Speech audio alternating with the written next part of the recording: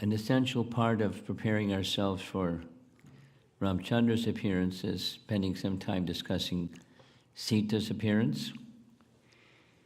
And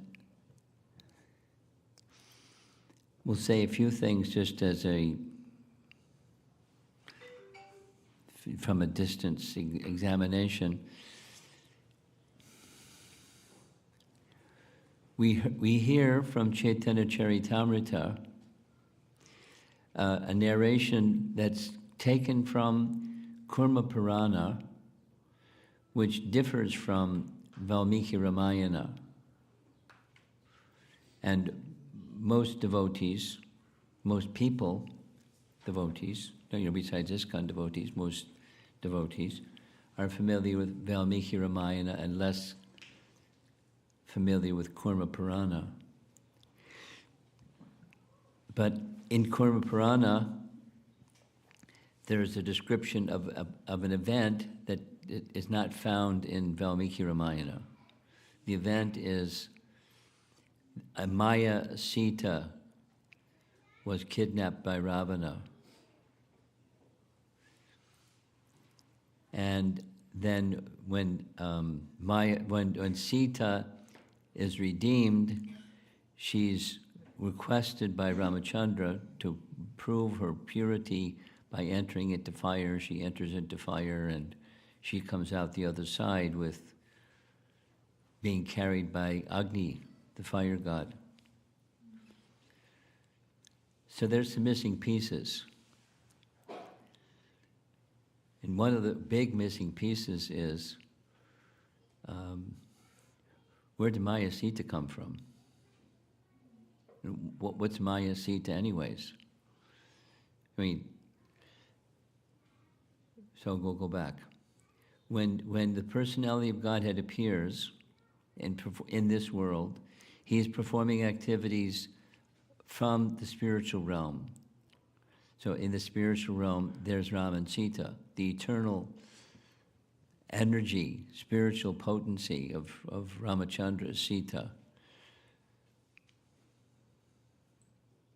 So the narration of Sita's appearance in different Puranas and different other reference sources find a Maya Sita, or we're going to hear a fair amount about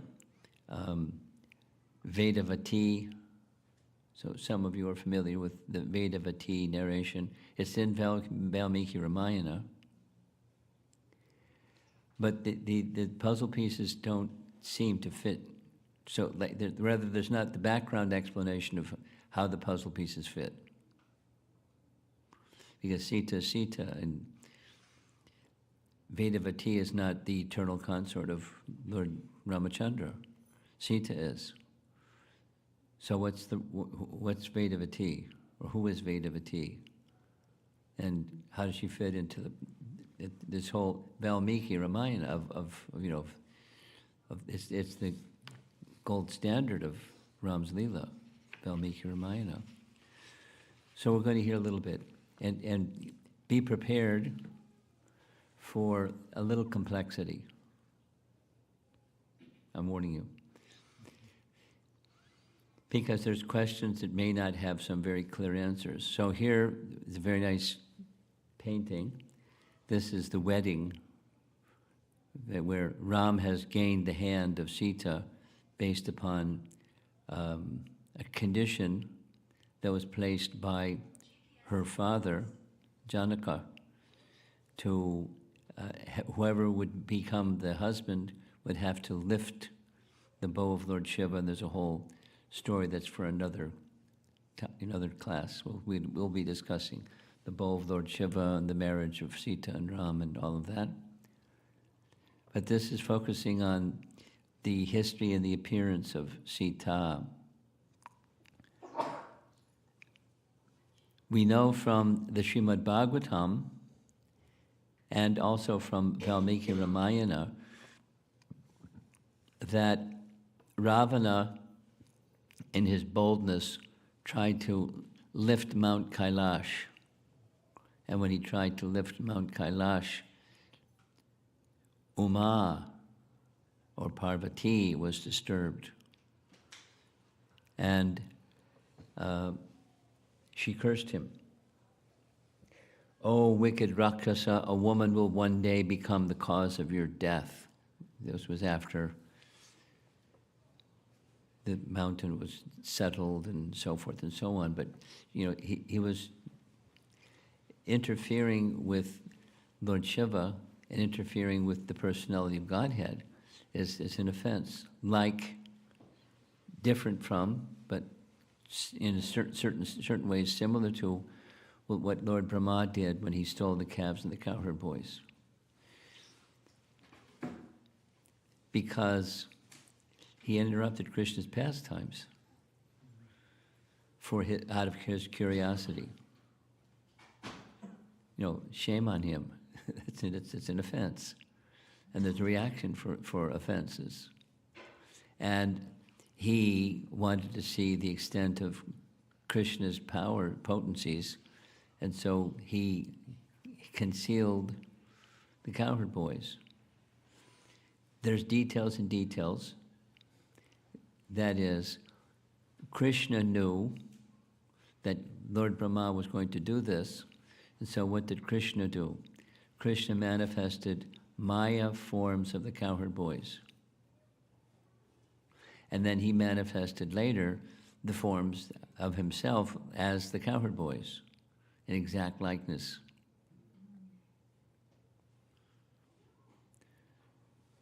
So Maya cowherd boys were put in a cave. Krishna manifesting himself as the cowherd boys. So where did the real cowherd boys go? That means there are 3 sets of cowherd boys, right? Yes? No? Maybe? 1, Maya cowherd boys put in the cave. Because Brahma can't kidnap Krishna's eternal associates and then put them to sleep. He doesn't have the power to do either of those. But Krishna knew his intention, so Krishna manifested Maya cowherd boys. So that's 1 set. 1 year later, they woke up in the cave. And then Krishna performed pastimes satisfying the parents of each of the cowherd boys to manifest himself as their son for 1 year, because they wanted Krishna as their son, so Krishna became their son. And then there's the third, and that's the original cowherd boys, the eternal Krishna's eternal associates. According to our acharyas, it's not narrated in the Bhagavatam itself, but Yogamaya concealed the original cowherd boys for 1 year. And they had no sense of passage of time, so after the 1 year was over, and they looked around to look at each other, like, we just had a deep sleep, what happened? They didn't have a sense of passage of time. They didn't have a sense of separation by the influence of Yogamaya. So like that, different, but it's like that, we find Vedavati in a somewhat similar situation, because there's only 1 Sita. There's not multiple Sitas. The eternal associate of Lord Ramachandra in the spiritual world. So when he appears for purpose of pastime, she appears for purpose of pastime. And she appears as the daughter of King Janak in the way that she appeared. End of story. But it's not so simple. Because there's Vedavati, and who is Vedavati, and who is the shadow of Maya Sita or Chaya Sita, and there's a little similarity. It's not a one-to-one correlation, but Uma here is cursing Lord Shiva, and it, because her curse becomes fact. Oh, wicked Rakshasa, a woman will one day become the cause of your death.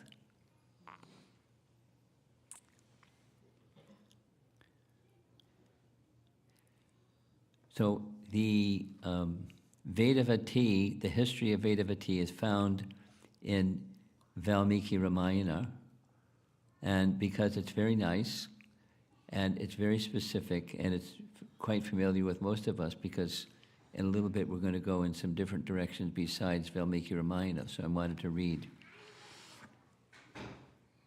This is from Sarga 17, starting with the very first text of the Sarga.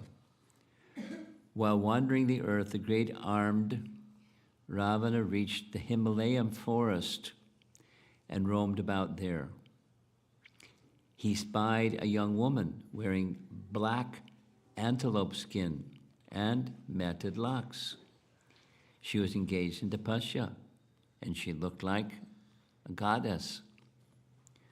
When he saw that beautiful young woman observing severe penances and vows, his mind was overcome with lust and delusion. Laughing softly, he asked her, "Lovely lady, why are you living like this? It is completely unsuitable to your youth. Such perverse behavior is not at all consonant with your beauty, lovely lady. Whose daughter are you? Or, who, blameless lady, is your husband? Tell me at once, since I'm asking you, for what purpose do you amass these austerities?" Very direct. Addressed in this fashion by the ignoble Rakshasa, that young woman, rich in austerities, performed the rites of hospitality for him according to custom. In other words, she offered water and food and whatever was available. And then the hospitality was performed, and then she spoke. My father was the righteous Brahmana rishi named Kushadhwaj. So this is what Kushadhwaj looks like, but it's a rishi from the internet. And it doesn't say in Valmiki Ramayana, but elsewhere it's Kushadhwaj was a son of Brihaspati. So just to get the context. He was the majestic son of Brihaspati, directly in Valmiki, and he was Brihaspati's equal in intellect. I am his daughter, born from that great being who was ever engaged in Vedic recitation, an incarnation of Vedic speech. I am known by the name Vedavati. That's the meaning of her name, Vedavati, the personification of Vedic speech. Then the gods, along with the Gandharvas, as well as the Yakshas, Rakshasas, and great serpents, approached my father and asked for my hand in marriage. But my father did not give me to them. O Lord of the Rakshasas, listen, great armed hero, and I shall tell you the reason. They say that it was Vishnu, foremost of the gods and Lord of the three worlds, whom my father intended as his son-in-law, and that is why the righteous man did not want to give me to anyone else. Upon hearing that the king of the Daityas, Shambhu by name, arrogant in his strength, was furious, and so that wicked creature killed my father as he slept at night. Then my illustrious mother, desolate, embraced my father's body and entered into the fire with him. And so the wish is firmly lodged in my heart that I will make my father's dream with respect to Narayana come true, having thus vowed that I will fulfill my father's desire even though he has departed. I'm engaged in extensive austerities. So he wanted to know why you're doing what you're doing. I've now told you everything. Know that I am resorting to righteousness in my desire to make Narayana my husband.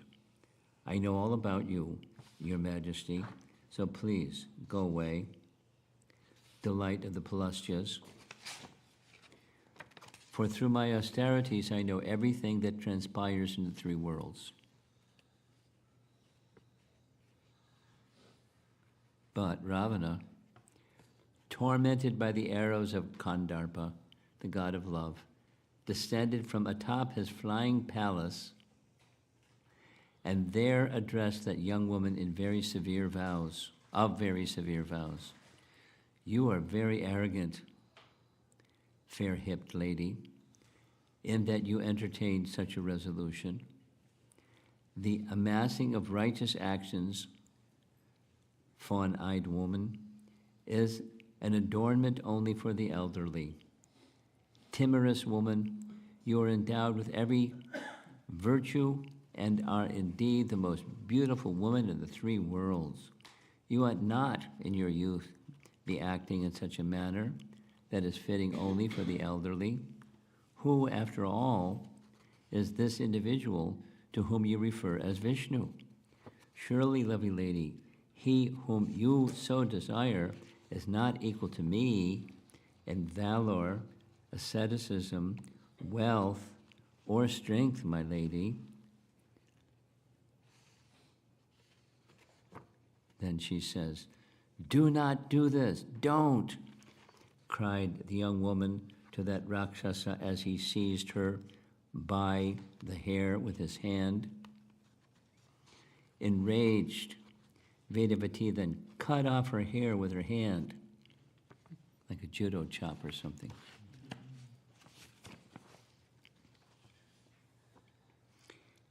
Eager to end her life, she kindled the fire and said, as you have been violated, says, I have been violated by you, ignoble wretch.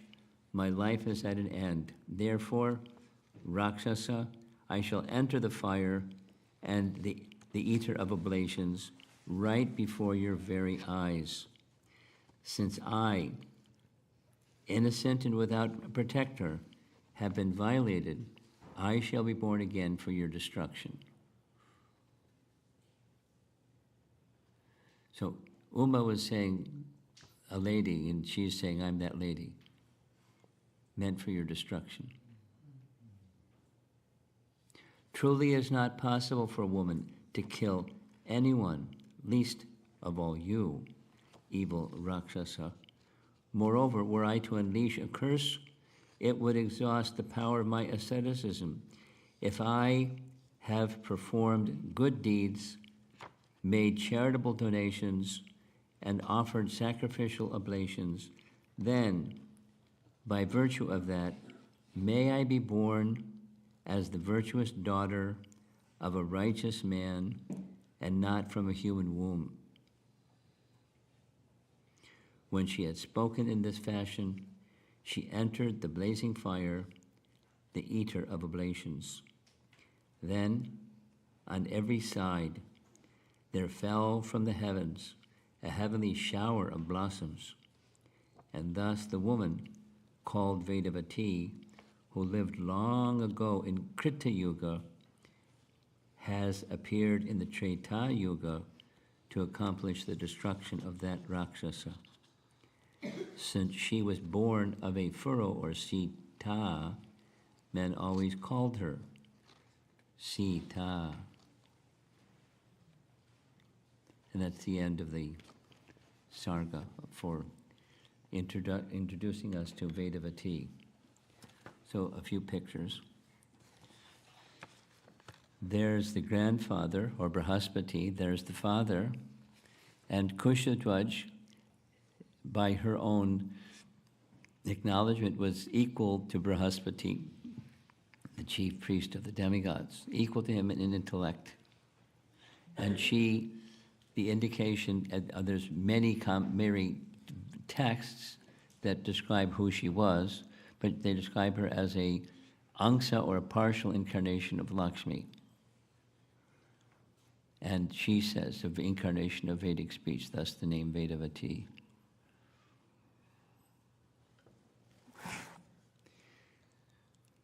Shambhu, we heard, he requested Kushtadhwaj to marry. When he said no, he cut off his head. She saw the whole thing, and seeing this, with her anger, Shambhu burst into flames by her seeing. She has ascetic power. And immediately she went to the forest to perform penances to achieve Vishnu as her husband. So according to Valmiki Ramayana, this occurred in Krita Yuga or Satya Yuga, and then in the following Yuga is when there was this encounter with Ravana. So here she's scolding Ravana, and there's a nice description of her being very peaceful throughout the whole situation. Although she had engaged in austerities, normally when people engage in austerities, their bodily luster and their beauty seems to fade. But in her case, it wasn't like that. She became even more so. And he, being the personification of lust, couldn't resist being attracted to her. And so, since she said no, he grabbed her hair and was prepared to forcibly molest her. And she did what was needed. Here's the painting indicating he grabbed her hair and she just cut off her hair with her hand, like a sword, and decided to give up her life because she was molested or touched by such a terrible person. And so she gave her curse. She entered into the fire with this indication, I will be born again and be the cause of your destruction. So down in the lower left, that's his encounter with Vedavati. In the upper, he's trying to grab her, and she gives up her life. And now he's moving on. In the upper right, he's got his Pushpaka Vimana, and off he goes to the next confrontation. Now it gets a little complicated. So because it's complicated, I decided to send you, hopefully you'll have received it already, a document that discusses two other versions, and there's more than two versions that are not identical. There's some overlap, but they're not identical with Valmiki Ramayana. So get ready. Seatbelt fastened, right? Brahma Vaivarta Purana describes, there was a question somewhere along the way during this visit, at what point in time did the Maya Sita manifest? So there's only one place. It's not that there's one place takes the account for all circumstances, because the narrations are different. Brahma Vaivarta Purana, it describes that at one point in time, Sita, Ram, and Lakshman were by the sea, near the sea, and Agni saw Ram when he was somewhat alone, and he disguised himself, Agni. This text that you have describes all of this. He disguised himself as a Brahmana and met with Ramachandra and informed him, providential arrangement has it that very soon Sita is going to be kidnapped by Ravana. So knowing this to be the case, events happen in Ram's Leela according to Ram's plan, not according to Providence's plan. But that's the way this narration goes. So Sita will be kidnapped. So my recommendation is, please entrust Sita to me. I'll return her at a later point in time, and I will provide you with a Maya Sita. So the way that narration goes, Ramchandra is all-knowing, but at least the way the narration goes, he consented. And so he continued on the rest of his journey, and when Ravana came, he kidnapped Maya Sita, or the false Sita that had been provided by Agni, and Agni doesn't say where he went, as much as it doesn't say where the cowherd boys that were the original cowherd boys, where were they for 1 year? It doesn't say where they were. They were in the custody of Yogamaya. So she was in the custody of Agni, according to Brahma Vaivarta Purana. And so you see on the screen here, the real Sita went with Agni, and Maya Sita was abducted by Ravana. Now down below in that orange box, it says, Tapa in Pushkar for 1 Manvantara. That's a long time. Not just one of the 4 yugas, but one of the manus for the duration of 1 manu. She, Vedavati, underwent great austerities. And then after austerities in Pushkar, she went to Gandhamandana. And then, at the end of the battle with Ravana and the Rakshasas, there was the trial by fire. You know, that situation is somewhat similar. You'll find in this narration from Brahma Vaivarta Purana. And Agni came out of the fire with Sita.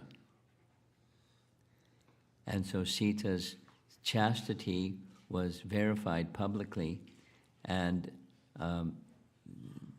so Sita and Ram were again reunited. So the real Sita goes with Ram, and then the Maya Sita requested Agni for some service. Now this is a little variation on the theme, and according to the Brahma Vaivarta Purana, the service that was given to Maya Sita was she became the guardian of fortune in heaven. And she did further tapasya by worship of Lord Shiva, not as God, but for his benediction, so she could have the goal of her life.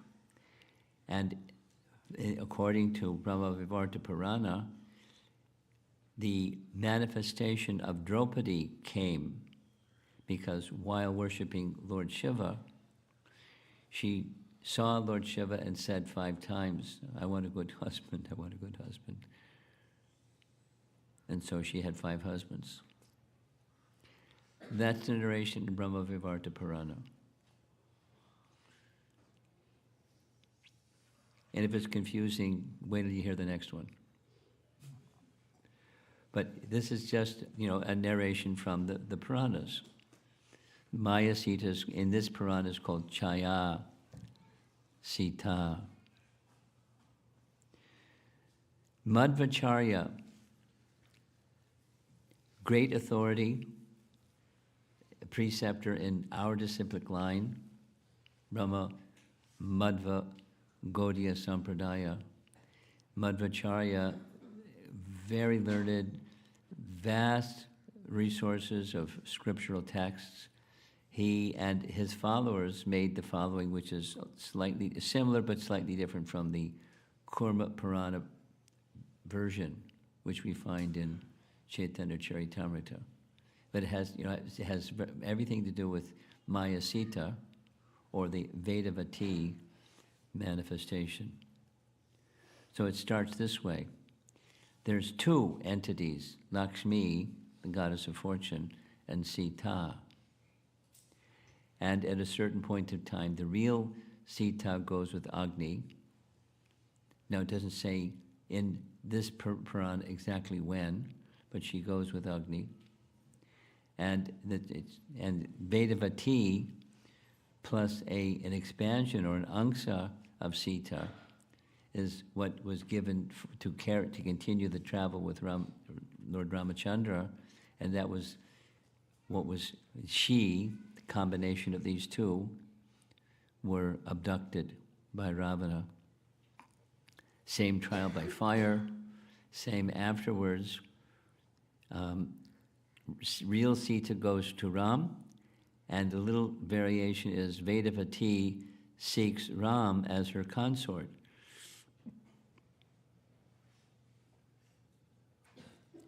Any of those details, please don't ask, maybe you can read the document, and the document will say whatever the details say. And then she, according to Vivishotara Purana, she, wanting Lord Vishnu as her consort, she ended up becoming Padmavati and the consort of Srinivas, or Balaji in Tirupati. And you can find this in this document that was circulated. The reference for that, it's not in the document, but elsewhere it's found. It's Skanda Purana. Now there are some Puranas that are Vaishnava Acharyas, or Gaudiya Vaishnava Acharyas, and here Madhvacharya accepts as, sattvic, because within the other Puranas that are not sattvic, there's some truths that are accepted. So this is one of those. You okay? Yeah. You sure? No more coughing, right? Okay, good. Now, in that document that you received, there's reference, without an explanation, of Madhvacharya's commentary from Bhagavad Gita. And this verse from 12th chapter Bhagavad Gita is describing, the way of worship that's just very difficult to fix the mind on the impersonal, etc., etc. So indirectly, it's emphasizing the importance of personal devotion as the superior path to the impersonal worship of the formless and without qualities.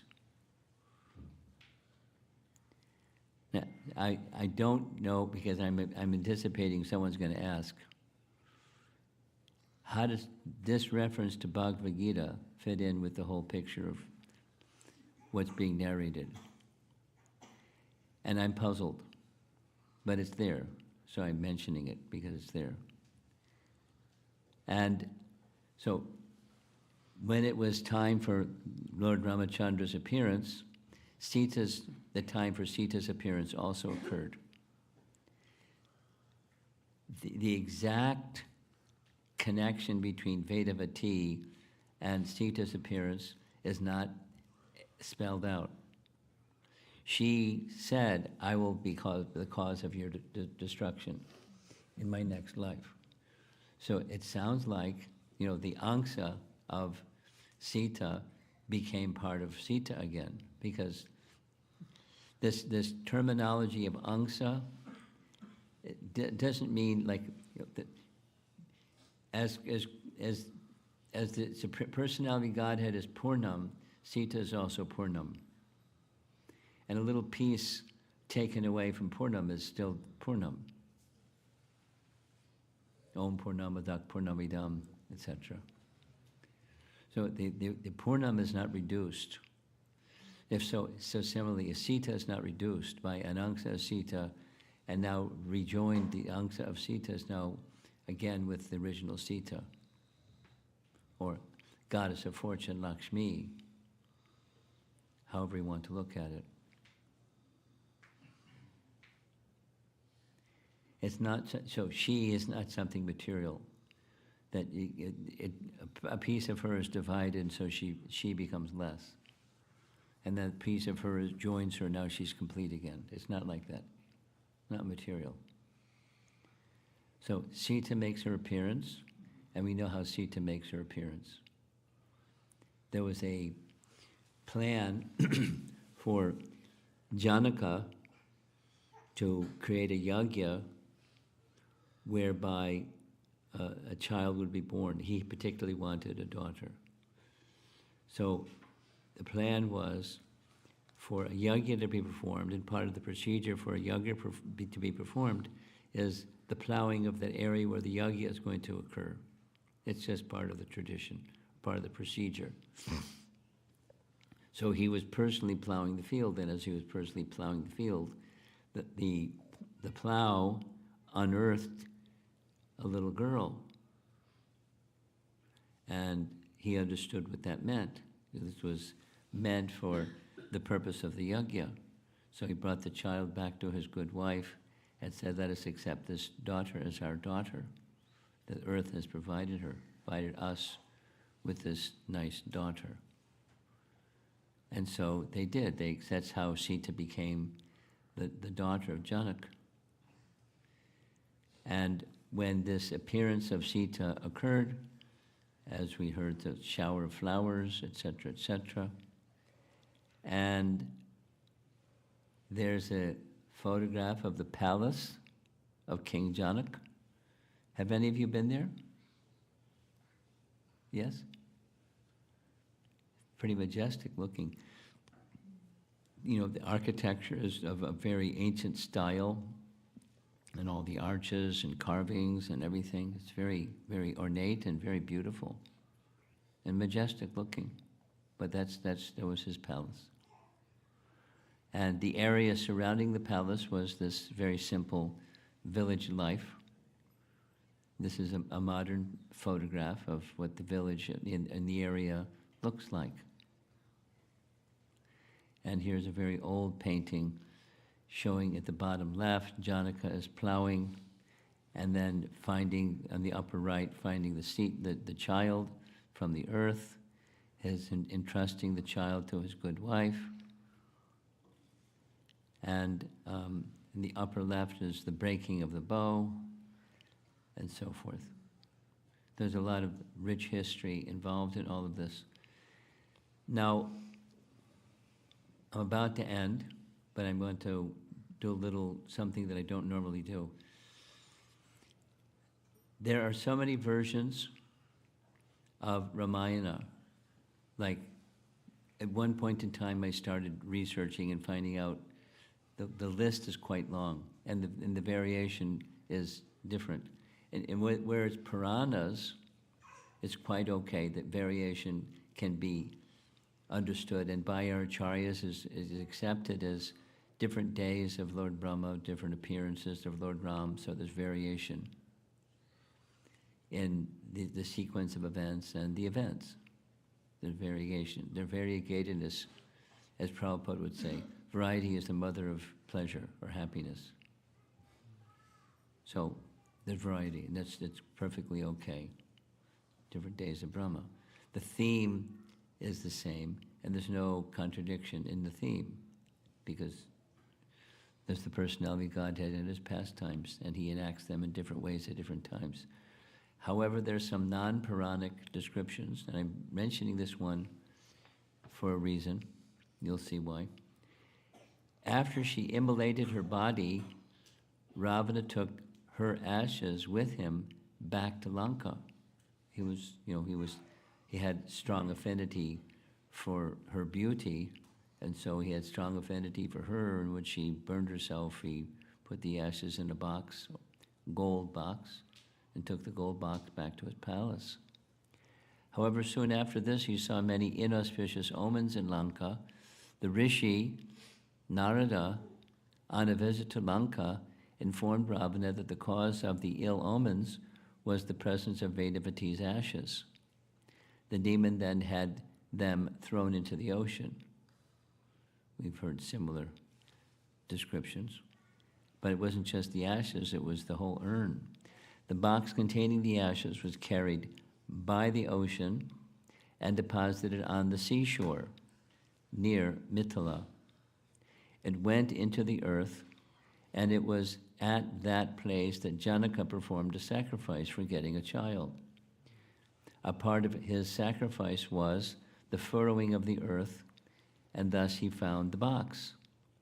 Lakshmi had entered the ashes. That was pretty clever. The body is not the ashes. The soul is not the ashes. But the Lakshmi had entered the ashes. It sounds like folklore to me. And when Janaka unearthed the box, he found a golden child inside. This child was named Sita. So there in Thailand, they have paintings that look like this. There's Janaka doing the plowing. This is on the side of the wall of a Buddhist temple in Bangkok. And Sita is within the golden urn. There she is looking up at Janak. Haribol, King Janak.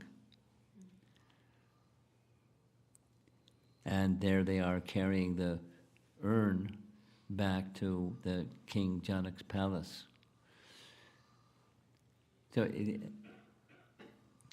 normally I wouldn't go down a path like this, but it's just one of the reasons to do so. I thought about it. One of the reasons to do so, is just leave it, or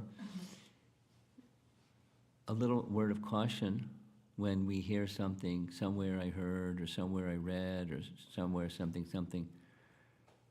Trace the source, and be meticulous about the source, because otherwise, misunderstanding, and over time, the picture changes. The history is no longer history; it becomes something else. So there's strength in truth, and then there's confusion when it gets to be, the truth becomes distorted or modified over time. So, what are Buddhists in Bangkok doing, speaking about the appearance of Ramachandra and the appearance of Sita and the golden urn, and so they have something, but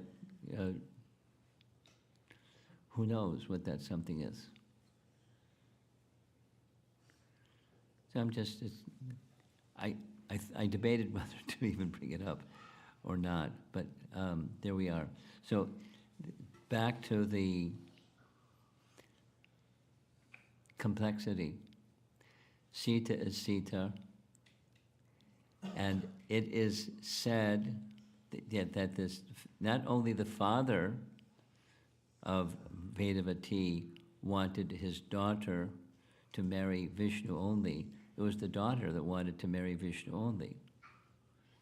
I mean, he understood that was the disposition of his daughter, because he understood she was an exceptional daughter. Oh, the expansion of the goddess of fortune, or the goddess of fortune, however you like, Lakshmi. And so Lakshmi should be with Narayan. And that was the father's disposition. And other devas and other personalities approached him, and the answer was the same answer. But when Shambhu approached him, he just cut off his head in his sleep. There's a purpose behind that misfortune, not for the one who lost his head, but for the pastime of the personality of Godhead. So, and because Ravana was up to what he was up to, he had to meet his destruction. And there's one person who could destroy him, because he had all these benedictions that he couldn't be destroyed this way, that way, the other way, much like Hiranyakashipu. So it's the personality of Godhead. So how is Ramachandra going to be the destroyer of Ravana? The kidnapping of Sita, and the cursing, and the unfolding of the Leela is what it is. The principles of upholding ideal conduct in every single circumstance, if one analyzes it very carefully, meticulously, particularly with the guidance of acharyas, then it's perfect. Meeting challenges and overcoming those challenges, his long separation, because what we didn't discuss yet is Sita's disappearance. We touched on it, and so for 13,000 years he did sacrifice from the morning class in the Bhagavatam. 13,000 years. Shoo. To satisfy Lord Vishnu, who was himself. But it's the extreme mood of separation that comes from extreme transcendental love. Without transcendental love, there will be separation, but there's not going to be transcendental emotion. There's going to be some other emotion. And the other emotion is a reflection of the transcendental emotion. So I'll just end. It's important to bear in mind when hearing the katha, because there's these references again and again. One who hears these narrations, it's all purification will come to them, and the perfection of life will come to them. Maybe not instantly, but just by being engaged in doing what we're doing, this preparation for Ram Navami, and then the recitation of Ramchandra's appearance. It's very nice. It's transcendentally nice. And then it enhances the mood of love when there's this obstacle or separation or some difficulty. Without the transcendental appreciation, without being on the platform of spiritual realization, hearing these pastimes can help one get to that position.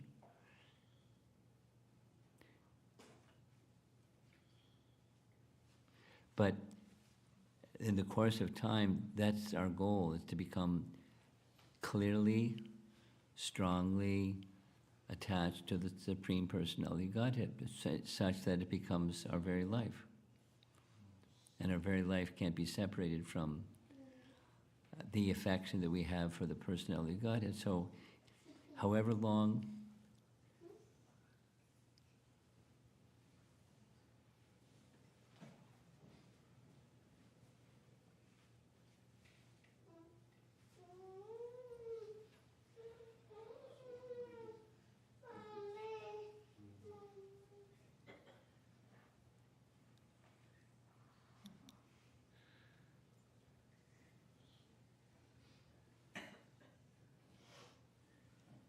do you remember doing stuff like that? You probably never did stuff like that. You're probably just very peaceful, and no crying. Where's your mother and father?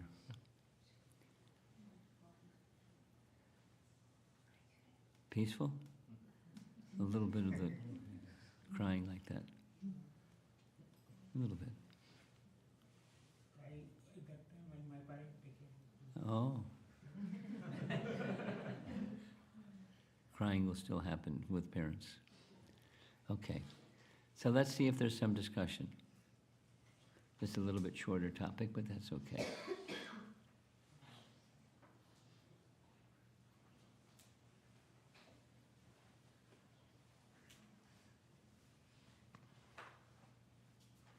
Hare Krishna, Maharaj.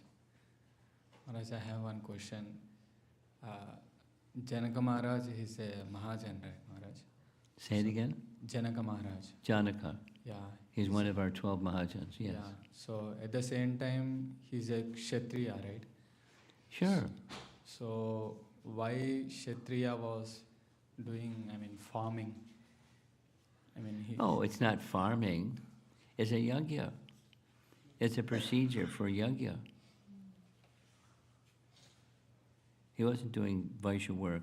He was doing what one does when you want to have a yajna in Vedic times. That's what you do. You prepare the ground where the yajna is going to take place, so everything's fresh and turned over and all of that. You create the space where the yajna is going to happen. That's all. Okay? Yeah, yes.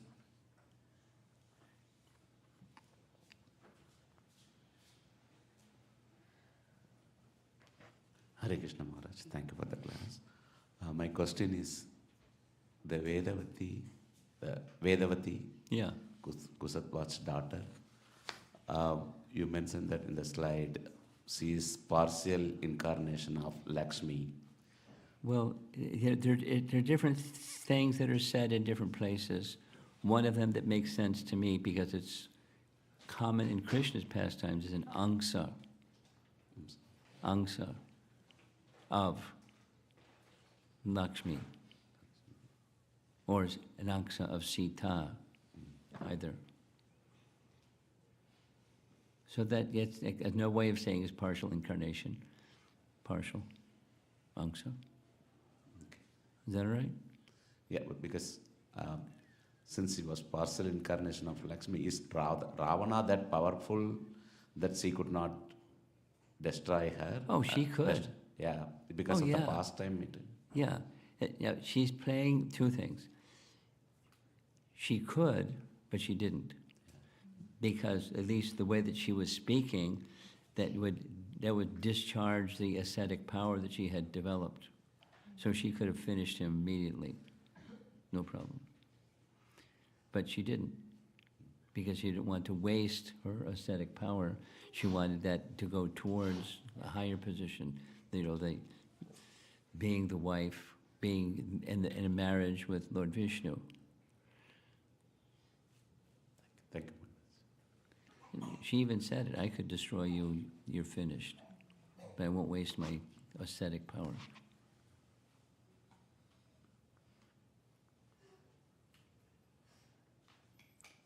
Okay. Hare Krishna Maharaj, I got little confused. You said like Vedavati has cursed Ravana that I will be the reason of your death. Yes, this in Valmiki Ramayana, yes. Yes. So in the next, the ashes as Vedavati has been taken. I mean, in a box it was transferred to Janak Maharaj, and Sita. I mean, my thing is after Vedavati has been died. After what? Vedavati died.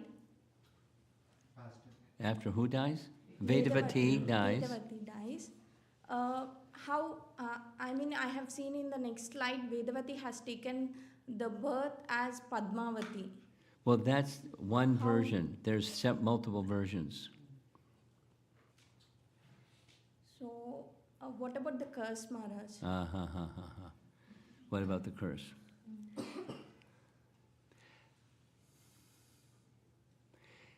In that version, because there's multiple versions, and it's easy to get confused. I said, fasten your seatbelt, remember?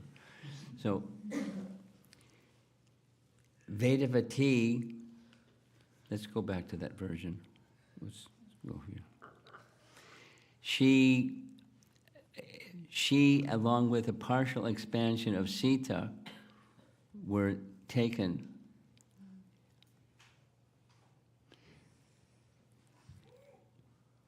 Vedavati and an angsa of Sita were abducted by Ravana.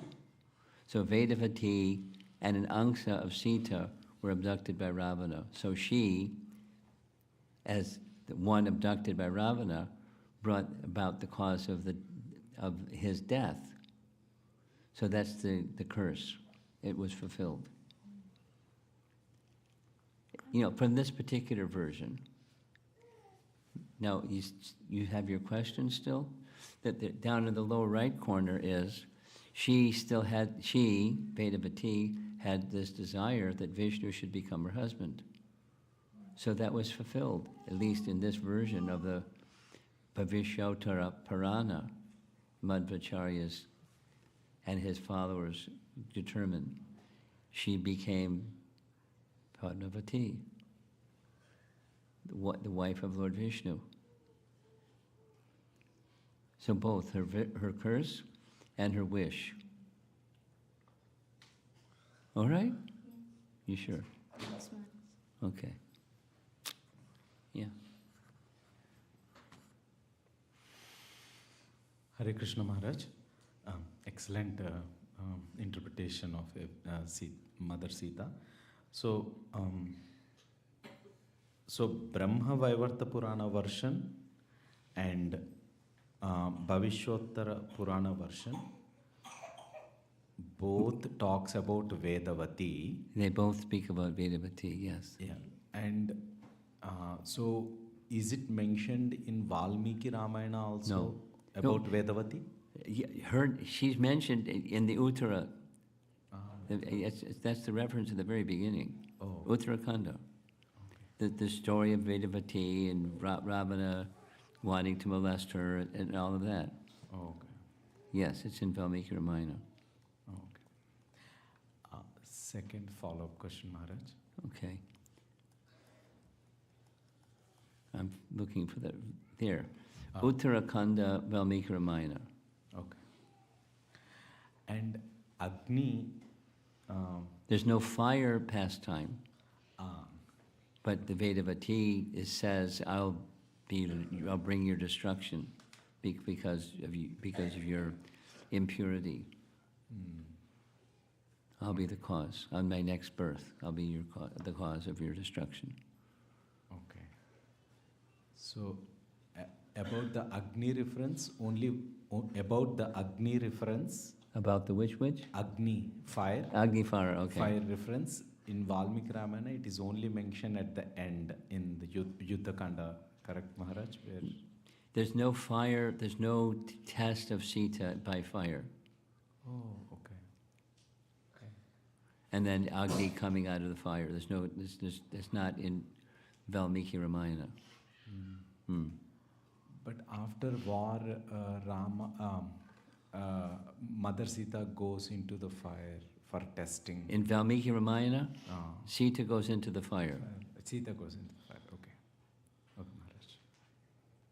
Thank you, Maharaj. Okay. Thank you.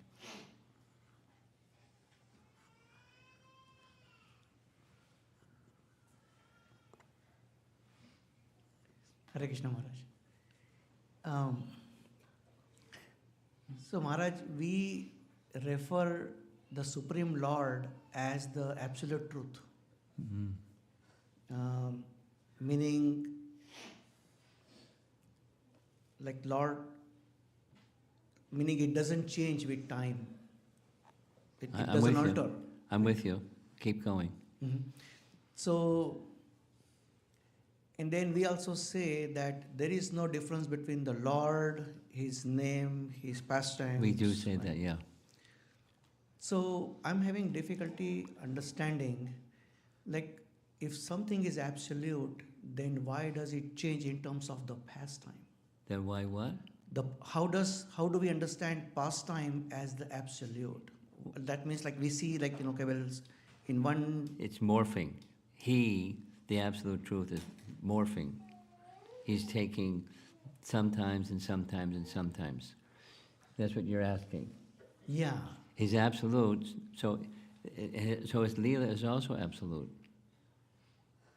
And let's say his form. There's the childhood form, there's the youth form, there's the adult form, and he seems to be passing through different forms within the same lifetime.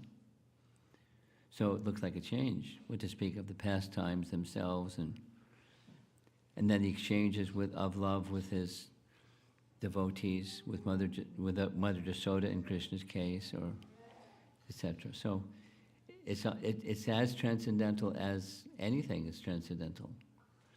So it appears to be temporary, but it's not temporary. It's eternal, as is he. So that's mind-boggling. And the short answer to your question is it can't be understood by material yardsticks or the material mind. It doesn't, it bounces. How can something be eternal and is ever changing?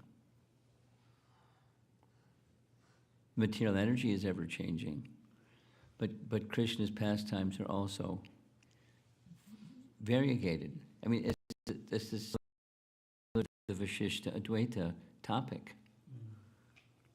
While the Brahman is absolute, there's manifestation, there's attributes, there's Vishishtas and they're as transcendental as he is. And a Maya body will say, no, no, no. There's only one thing, and that's the formless, quality-less. And as soon as you have qualities, then it's Maya, stuck onto that which it doesn't stick. And that's a Maya body doctrine. So we don't hold that doctrine. The variegatedness is as transcendental as the eternality aspect of him, the sat feature of him, existential feature of him, is as transcendental as they're equally transcendental. And it's a mystery. It remains a mystery if one uses material yardsticks to try to comprehend it. But by devotion and by hearing from the right sources, etc., then it's lovely. Or say it the other way, it would be incomplete if it was otherwise. The absolute truth is complete, and the completeness is the variegatedness. It's of the same absolute nature as the absolute supreme, the absolute truth, equally. Otherwise, less than complete.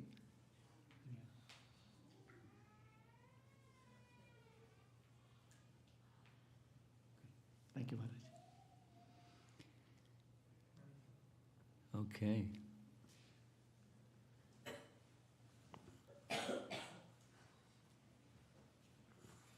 Maharaj, there is an online question Okay. by Nand Tanuja Prabhuji. Okay. Hare Krishna Maharaj, is there any account of where real Sita was during the time Maya Sita was in captivity? Also, how did Maya Sita know intimate pastimes of Rama and real Sita as Hanuman recited to prove his authenticity? There's some key, I heard most of what you said, but there's some key words I didn't catch. Maybe I should read what it says. You want to try it again? Yeah. Try it again, slower. Is there any account of where real Sita was during the time Maya Sita was in captivity? Oh, yeah. There are different versions. The real Sita, according to which version? Let's say Valmiki Ramayana, because that's one we're most familiar with. The real Sita in Valmiki Ramayana was the real Sita. And she was kidnapped by Ramachandra.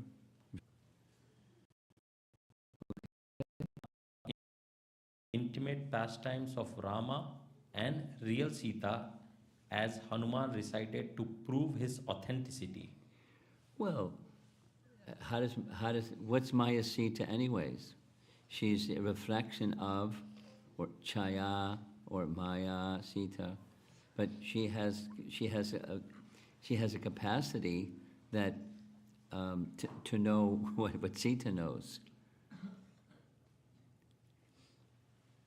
It's like Vedavati. She says, I know there's nothing in the universe I don't know. That's when I know who you are, I know what your plan is, I know what your game is, and leave me alone. So that's not that's an angsa of the goddess of fortune, so she knows. So similarly,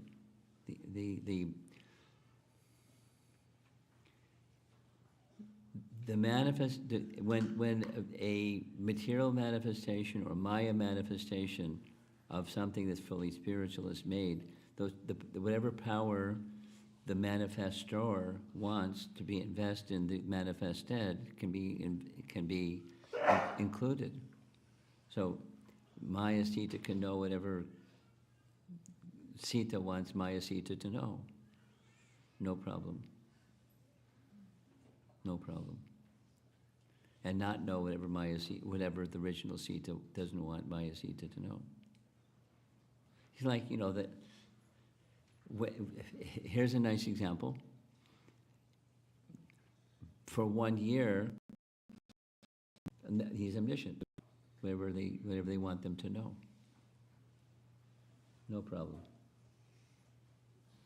The powers of the Supreme and his consort are beyond our cognizance. We can't comprehend it. But we acknowledge they have that capacity. Otherwise, they wouldn't be the Supreme and his consort. Piece of cake. Okay? See if the person online is satisfied. Anyone else? I have a question. You have something? Yeah. Okay. So it feels like different Puranas or scriptures have different perspective Yes. on Maya Sita, Yes, they do. and with a different variegatedness and emphasis. How should we understand all of this and emphasize in our daily sadhana, and how does it come into our sampradaya? Simple. The diversity is part of the Supreme, and part of beauty is diversity. So when Ramachandra comes, it's not just a rerun. There's diversity. And that diversity is for his enjoyment and the enjoyment of those who he's interacting with, because at different times there are different stimulations of enjoyment for him and for others. And the capacity, so how are we to process all that? How wonderful is my Lord? And we, at least most of us, regard Valmiki Ramayana as in a special place, like the gold standard or the Supreme Court, or, if there's any question that has the answer. Whatever the Valmiki Ramayana says, that's the answer, that's it. At the same time, from our perspective, there are different versions, just like Lord Chaitanya Mahaprabhu saying the real Sita was not kidnapped. And then he found Kurma Purana and brought it all the way back to show the Brahmana what it says in Kurma Purana. So now you can take your meals. It's okay. You don't have to fast because Sita's kidnapped. She wasn't kidnapped. And here's scripture to verify. Now, that's not what Valmiki Ramayana says. It's not what we're accustomed to hearing. But Mahaprabhu said, so we don't quibble. And so that's how we process. There's diversity, honored by Chaitanya Mahaprabhu himself, in at least one case. And then in other cases there may be some. So here's another, for example, for those of you that have interest in this kind of literature, in Laghu Bhagavatamrita, exhaustively, Rupa Goswami covers the avatars of the Lord. And there's many, many, many, many iterations of the same avatar in different yugas, in different yuga cycles, in different days of Brahma.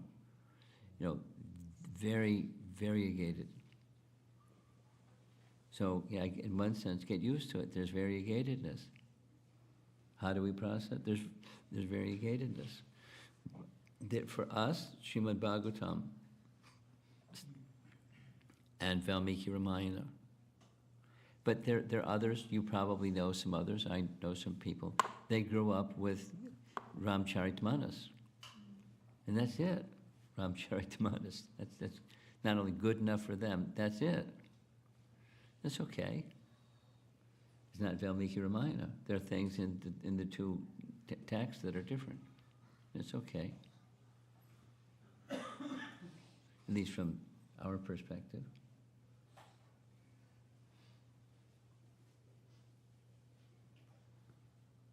So are you okay with that? So these differences that we see, can that be chalked out to like Kalpavedas, or is it just the realizations of the That's writers? one. There's two possibilities. Commentaries are realizations of, and pastimes are different days of Brahma. So the text, and then there's the commentary on the text.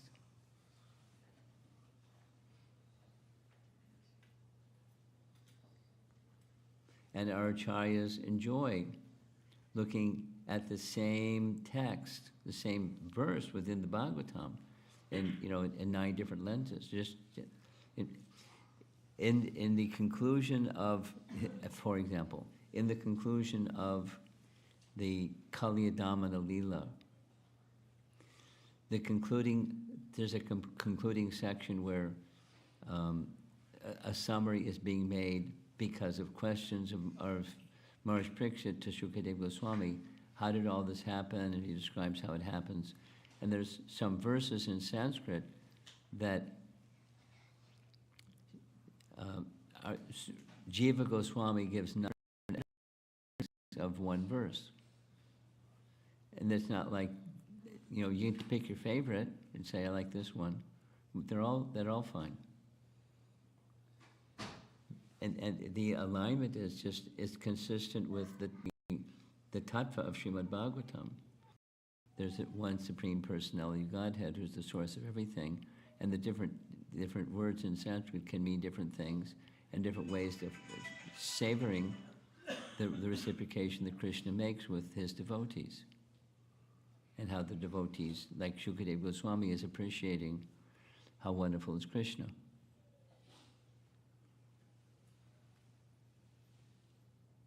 Variegatedness is nice. No, our binary way of, if this is right, then that can't be right. And how do you have 9 things that are right?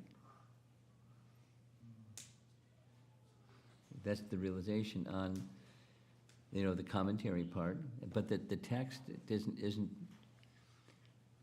If there's variation in one text to another text, it has to do with different days of Brahma.